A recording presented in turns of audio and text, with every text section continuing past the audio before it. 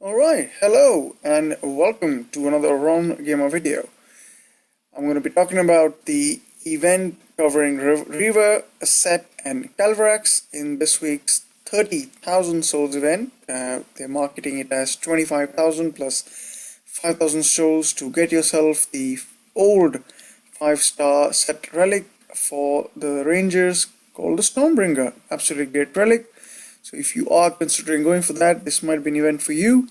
There are 3 Rangers available in this event, and each of them were good at a point in terms of being meta titans, but no longer are they the case. But even so, because they are wardy titans, they are you might want to have these as prestige fodder. So you can put up 3 levels depending on how far you are in the prestige tree. You can actually get 3 nice prestige foods for a titan. So that could be one of the reasons you want to get this, go for this event. So here is the skills breakdown. It's a little different from what I normally do. That's because I'm trying to cover all the 3 in one go, and also to save a bit of time for myself. But hopefully this is still pretty clear. So if you look at Calverax, who's available at 9,000 souls, here's what we get. You've got 50% base imperial health and damage. So he's an ice titan, so you got to keep that in mind. But he does offer some interesting stuff for skeletons with 40% resist to all elements, and you get any 2 of these skills, meaning you'll either get a mix of X health, X defensive skills, and X offensive skills. So that's that. Doesn't do a whole lot when it comes to any other troop. So Imperials, although it's ice, you don't get anything like that. But the good thing though is Calvarax can equip almost all of the relics that you would probably want to equip on skeletons, whether it be Ancestral Heart, whether it be Blood Vial, be it Cursed Hammer, Cursed Dagger, Cursed Mask. All these are relics. They go quite nicely on Calvarax, and I actually love playing with Calvarax when it comes to doing events such as Conquest or doing Assault. Assault is one of the great titans to take on Assault, so really like that. Although he doesn't do a lot on actual attack these days, because these stats are no longer that effective, because you do need melee resist to an extent, or range resist to an extent, to be able to pack a punch. And of course when it comes to defense, unfortunately Calvarax's skeletons do nothing, so just keep that in mind. That's quite nice. Now in terms of the prestige skill, there is a 60% chance to spawn a skeleton, but you only get 4 of them, so it's quite a big letdown in my opinion, the prestige skill. So Calvarax, I wouldn't consider one you would want to prestige up, but it's a nice little fun titan if you just want to play around, and that justifies him being at 9,000 souls. But there was a time, as some of us will remember, that Calvarax was an absolute killer when it came to taking out ranged defenses. There was a time when Mamesh, some of you might remember, was one of the great castle defenders quite a while along back, probably a couple of years back. And back then, anyone who had a Calvarax had a strong chance of being able to take down that defense. Though this is a Calvarax 2.0 version. So what we're seeing now is an improved version of what we had before. But even then, even today, I mean, this Calvarax it's a fun titan. Plus, as a fun titan, not someone who you would particularly want to have in your arsenal when it comes to attacking top defenders of today. But yeah, next we got Aset at 14,000 souls, who's actually a very well-rounded titan. Even today, I would consider her a titan that you could consider popping on your land defense, sort of a mid-tier titan in that respect, because she does have a lot of interesting stuff. So, back when she was released, having melee resist and range resistant troops was quite a rarity, and so when she came out for the first time, all of us had her on defense. And then of course when Ladega came out with her with her X damage and X AP skills for Panthers, she kind of got outclassed. And of course, not to mention when lightning spells came into the real being with the introduction of titans such as Lubu and what's her cousin Bromilda. right? And of course, when Frick came in, it was total end of anything to do with Horde. But even so, she's a good Titan because you get X health and X armor. You get some damage buff, but importantly you get 30% all elemental resist, which is quite rare to get on Titans, especially of that era when she was released. And she also does a pretty good job when it comes to skeletons. You get 4 free skeleton spells, which makes her quite effective when it comes to, again, an assault, because in assault the idea is you bring in as many spells as you can possibly, and getting these 4 free skeleton spells means that you can actually bring in a lot more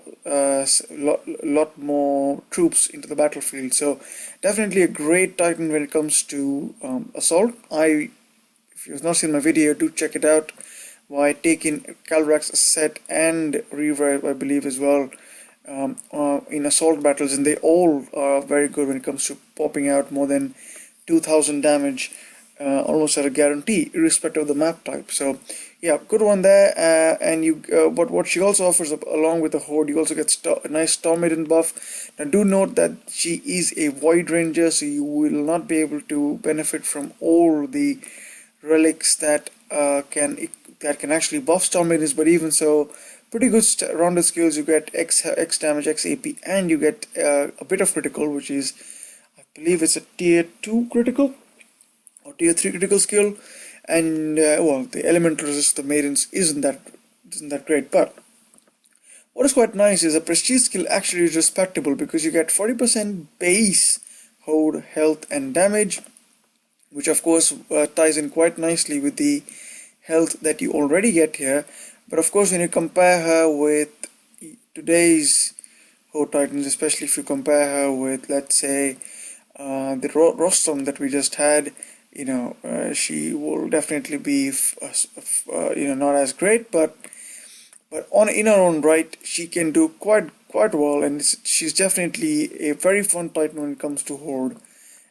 But as we shall now see in the next one, next Titan, Reaver, I would consider Reaver probably be the most fun Titan, and the reason is, if you can guess, that'll be brilliant. But the reason is that skill there, the terror skills, and even the minor buff that you get terror damage, with the free terror spells that you get, that really makes him quite powerful. One of the fastest raiders in the game of PP lands, so really love that. In fact, if you have a Reaver in this Titan, then if you don't have one of the top boosts, you can actually go ahead and use him and for some very quick raids. Alright, but just to finish off some things in Aset, you also get the other skill is that whenever one of your own troop dies, it's an 80% chance to shield 2 troops, and it can happen a maximum of 40 times. So that's amazing. So there's a large amount of times that can happen. But of course, if your troops all die pretty quickly, then stacking up shields don't necessarily stack up, so that could be a waste. But if your troops die slowly, then that could be quite a nice skill. Maybe you tied in with the Staff of Earth, you could do something quite interesting with the defensive build, and that melee resist can definitely help with that.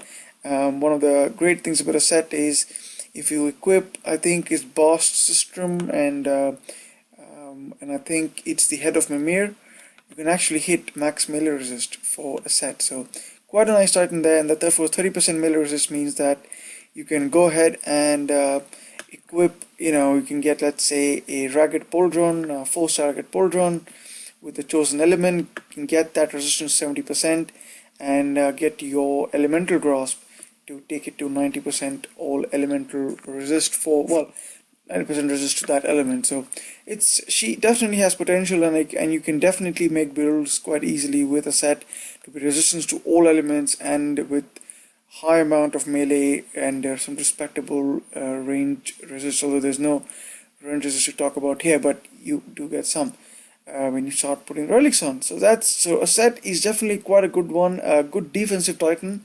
Definitely the better when it comes to being a defender when it comes to comparing the 3 of them. When it comes to attack, Reaver absolutely throws out a monumental amount of damage.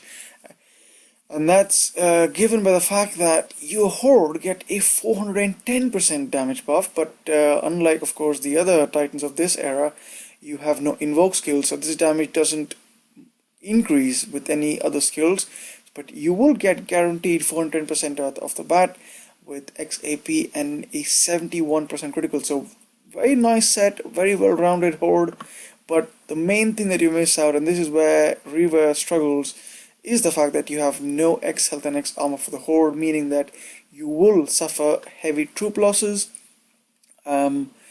So that's something you have to keep in mind. So what will happen is, although you're getting so much damage, you can't totally focus on the damage relics, unlike what you can do, for example, with Osiris and Rostam, where you can rely on the fact that you're getting X health and X armor and go ahead and start buffing the damage skills.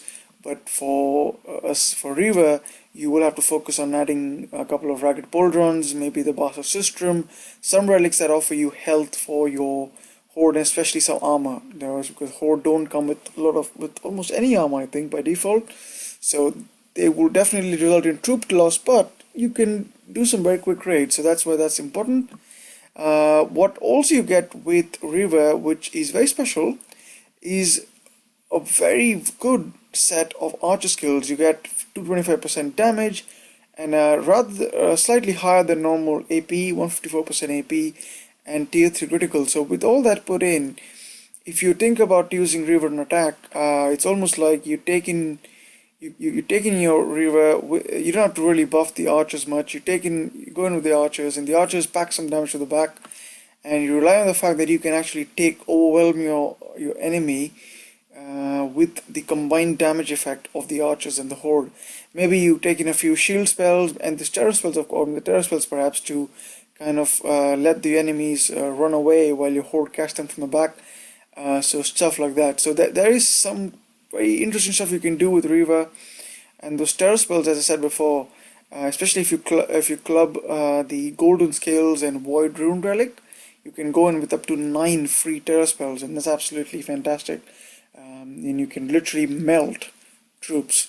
And another titan which isn't in this event, which I would still consider being the god of terror spells, is Anubis. So yeah, if you don't have Anubis, definitely Reaver is a good titan to have in your collection. That, though, I will share that pinch of salt, none of these titans are the ones that you must get, or I would say you have to go ahead and get it. So this event should be viewed, especially if you're new to the game. If you can get yourself into an alliance that is ranking top 50 with a low soul count, it's definitely worth getting yourself either a Set or Reaver. Even Reaver, I mean, any of these two will be absolutely great. And if you got the time, grind yourself to 9,000 souls and just get that titan, and you'll probably get one of these titans as the alliance reward. So there's definitely good things to be had if you can put in the time for this event. And one thing to mention, which I'll show the next little slide, if I could call it that, is the fact that Void Titans are very good in making fast PP raids, especially if you are going to be using the relic called Golden Scales or Void Rune. And especially if you haven't got these relics, do look out for these relics. I think they're actually available from the altar, current altar with the bone dregs, so you can consider drawing from that if you want. So anyway, so that's that. Now the other thing about Reaver is you also get similar skills when it comes to prestige skill as a Set. You get 40% base health and damage buff for your horde, but the terror cost is kind of a letdown, although you could consider it interesting. Now whenever terror is cast, you get 25% horde armor, which actually isn't too low. So if you cast the 3 terror spells that you already get with Reaver, you get 75% horde armor, which is almost, you can say, half an X skill for horde armor. So that's decent, not too bad. And especially if you're going to go in with extra terror spells, you can actually pile up enough horde armor so that you are almost getting that 176 or close to that level of armor. Because if you get 9 of these, right, 9 times 25, but 9 times 30 is 270, right? So you're probably looking at somewhere 9 3s are 45, something about, I would say, 225% horde armor is that you can actually get if you go in with Void Rune Golden Scales. So there is definitely potential, and the archer damage buff could be interesting. But do remember, oh, you can only get 7 of those, right? So this can only go up to 7 times 25, that's 35, 14, once. So you can only get 175% armor, which isn't too bad even so. So something to consider. It's a decent skill, but I wouldn't particularly prestige Reaver for that purpose. I think Reaver is best had to be used as a fun titan, not particularly the one that you need to be prestiging up. So that's it really for in terms of this analysis of that. But let's look at the actual reward chain. So as I said earlier, it's a 30,000 souls event, but 25,000 souls is where you get the main rewards up to, and it's plus 5,000 souls if you want to get Stormbringer. And you can also pick up these various bone dregs. Remember to keep collecting them from the altar. If you have enough of them, you can of course withdraw them, as you can see that from the altar, to get yourself some relics or some titans. So the boost titles event are Osiris, Reaver, Rostam, and Aset. So if you got Rostam from before and looking for prestige for, definitely using him for getting levels on him would be great. But the quickest titan of the three, in my opinion, will probably be Osiris, even though Reaver is quite a quick PP raider, because of the fact that nowadays the maps are bigger and Osiris can bring in 5, of course depends on how many levels you put onto your Osiris, but if he's at level 51 plus, then you will definitely be able to do quicker PV raids. But if not, Reaver is a good choice with those 3 free terror spells, will definitely make quick raiding. Aset will also do a decent job. You do get 4 skeleton spells, you should remember that, so all that's pretty good. If you don't have that, of course, you can use 1.2x for any of the 4-star rangers, 1.1 for the rangers, and Book of the Dead is this time's relic, and I think it's featured before, to be honest. So if you have any of those lying around, that'll be great. Alliance rewards, level 1, rank 1, you get a level 50 Reaver, and level 5 Aset is what you can actually get from there, right? So Reaver is a top reward, right? So if you're looking for getting a set, then you're probably going to get into a alliance that's specifically targeting that. It's going to be quite difficult. I mean, I can almost bet a lot of teams will actually want to target 51-200 compared to Reaver, because I personally would, although devs value Reaver more than Aset, I think I would still put Aset higher than Reaver, because Aset has a better defensive value than Reaver. But that said, see the way you want to see it. But yeah, there's definitely potential to pick up a Reaver or a set for a lower soul count. So look for a top 50 team and go for that. Otherwise, it's gems at 4,000 gems, 401 to 250. Talking about the main reward, really, that's just Stormbringer there at 30,000 souls. The real good thing about this relic is you get a 65% troop damage buff and 65% troop health, which really puts a punch in the to your ranger troops. Now that said, one thing to probably give you forewarning of is that we haven't yet seen a ranger based dragon slayer, because so far we have had Zabava, who's been a infiltrator. We have had a guardian by Rostam. The next one is going to be a berserker, we already know that. So probably after that we might see a ranger based Titan come out as the next Dragon Slayer class Titan. So it could be that that relic becomes important then. So yeah, maybe long-term planning, you might want to consider getting that relic. Other than that, the rewards for this event, the main one, the new one rather, the rather rare one, is the Bell of Despair. This was available in a solo event not too long ago, and it's a really good relic. I would definitely say that you get 50% Titan and troop damage buffs, so excellent. You can put it on. You can even, put it on your Rostam as well, and you get all troop health and critical. So it's a very good relic. Definitely worth having if you are planning to go all the way. It's a good relic to have. Now, one thing which confused me about the Ancient Sling, actually that's what the Ancient Sling is supposed to look like, so I think the devs got it wrong. Or maybe they meant this to be steadfast sling, because that's what the picture is for. But the skills definitely don't match up. The skills are for Ancient Sling. So you just be warned that you're probably getting this relic and not the relic they're seeing in the picture, because Both the relics are pretty good, but I think they're probably meaning this to be the one. Heartseeker is the other one. You get 40% Ranger. This is a very old school relic, and 40% Ranger Titan buff. Not too important now unless you're looking for solo Titans, and you get a 38% Archer damage buff. So yeah, pretty decent rare relic there. You also get Wild Arrows, which is definitely a rare relic, and I don't think it's featured too many times. I can't remember, probably it's the second time probably in the year we're seeing this. It's quite a rare one, so yeah, good relic, and especially good for Runa, if you're not Runa, sorry, Freya, because you get health and you get spearman resist, melee resist. So nice relic, especially if you are not having any other relic that helps increase the melee resist for spearmen. The other relics also go to Aset's Tiet and whatever the other one is, Cornucopia. You get some Horde Elemental Resist with this, and you get Horde Health. So put together quite a nice combination there for some of your Titans. The relics which are not shown the picture of, Curse Dagger and Curse Hammer, they are pretty rare relics, I definitely agree, and they are actually not featured in many regular events, and devs have been quite consistent in featuring these in their signature Halloween event. So if you're looking for getting these, especially maybe for your Sekhmet, then yeah, these are the good ones, and Calvarax of course will quite enjoy this. Very good relics, definitely overall. You can check the skills and as you pause the video at some point. Looking at the events next week, we got the return of the old lady Frigg. She's coming in on the 5th of November, which is in a week's time, a little bit weeks, on one day perhaps when you're watching this.